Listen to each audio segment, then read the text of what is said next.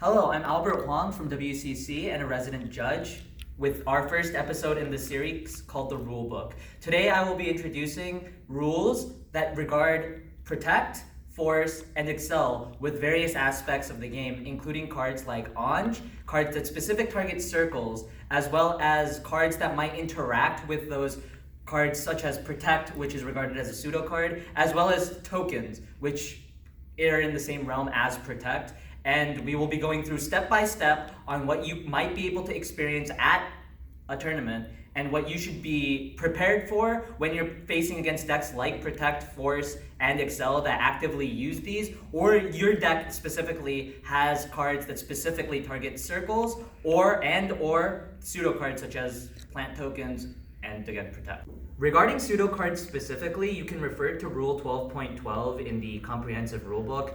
A pseudo card counts as a card, but again, because it is a pseudo card, it will not act in exactly the same fashion as a card. It will count towards whatever card numbers that are in the zone that it reflects, but it will not count, like once it is outside of that zone, it will not exist. Pseudo cards include exactly two different types of cards as of the time of filming: Protect and tokens. You can look at this in 12.12.2 and 12.12.3, as those specifically state that Protect is a type of pseudo card, as well as plant tokens being a type of pseudo card. No other pseudo cards exist in this game. That is also why Force and Excel are circle modifiers, and in the case of Excel, it's a separate circle and not pseudo cards, and therefore that's why they cannot be manipulated in any way and don't count towards cards in specific zones, such as a circle. A force does not count as there being two cards on that specific circle, regardless of there being like a unit on top of that force.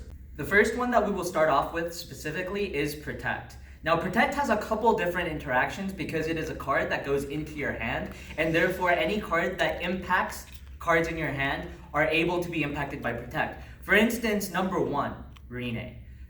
Cards like Rene specifically say that your opponent chooses a card in their hand and calls it. In this case, 2.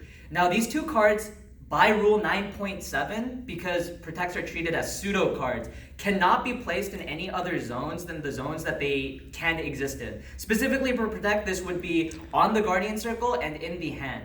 By the Rule 9.7 and its own subsection 9.7.11, it specifically says that the instant it enters a zone that does not belong, for instance, in this case, it would be the Guardian Circle and the hand, the card disappears. Now, with the way that it would work in the case of Rene says call. This card, because it is a pseudo card and not a unit, cannot be called. However, it can be chosen by the effect of Rene. Therefore, when you choose a Protect in your hand, you will choose the card, reveal it to your opponent to show that it is a Protect, and it will not be called and stay in your hand. However, a card like Deluge, which pretty much does the same thing, except the text on Deluge says place face down, will take the card, place it face down on the circle. But as by set in Rule 9.7.1.1, the card will immediately vanish the instant it hits the circle without reading for check timing. You can also specifically look at this on the Card 5 Vanguard FAQ on the Q&A section regarding Protect, if you have any problems otherwise. So when you are playing against Deluge specifically, the card will enter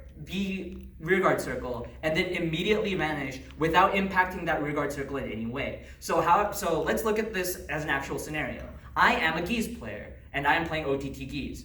Therefore, I have 2 Protects in my hand and my opponent is playing Chaos. He activates Deluge's skill and I reveal 2 Protects and attempt to put them down on 2 of my rearguard Xerath Dragons.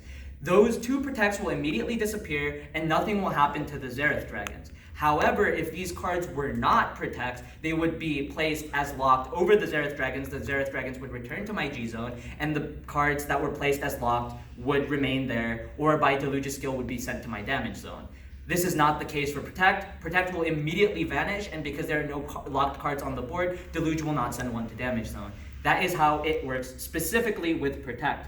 Now, another thing that might exist in this situation that's not exactly regarding Protect is the reaction between, for instance, a plant token and Nubatama. When Nubatama bounces cards with effects that are in Standard, this is very relevant in Standard, and you are playing Neo Nectar, for instance, say you have a normal unit, Sunshine Maiden, and a plant token behind it. When Nubatama, say, bounces that entire column, it will still count as 2 units bounced. However, the plant token will not return to your hand, will immediately go to the plant token pile, and if the effect does say discard the number of cards bounced, you will be forced to discard 2.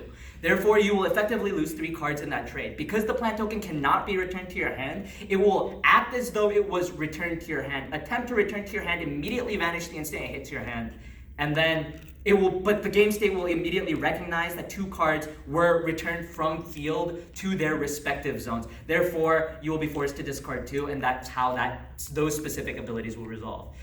Next, we will move on to cards that target circles. For instance, Anj.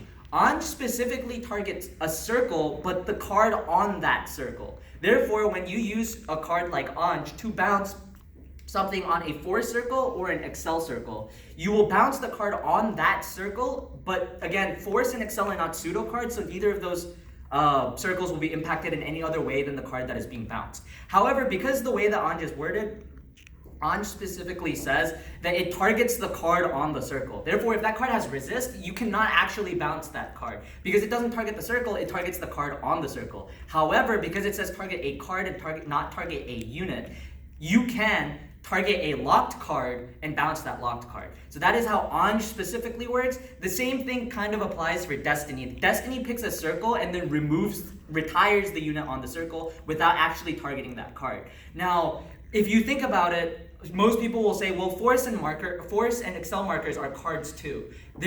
In the game state, they're not treated as cards. They're not even treated as pseudo cards. They just are modifiers to specific circles. In the case of excel, it is a circle, and it modifies that circle. Force just modifies an already existing circle, and that modification cannot be changed based on card effects. This would again apply to anything that would target a excel circle and tries to burn everything on that circle, because it specifically says retire everything on that circle. These are not cards, therefore cannot be retired. However, again, plant tokens can be retired, can be bounced by effects like Anj.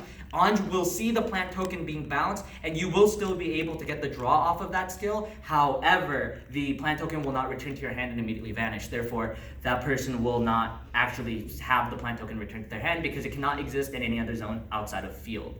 So that concludes the first episode, which is specifically interactions with units, circles, and protect/pseudo cards and gift markers. If you have any other questions or concerns regarding rulings, please comment them below, or if you know me on Facebook, shoot me a message. I will gladly look through it, help you out, and if it's a concern, I will definitely be able to bring it on a future episode of the Rulebook. Thank you very much, and have a nice day.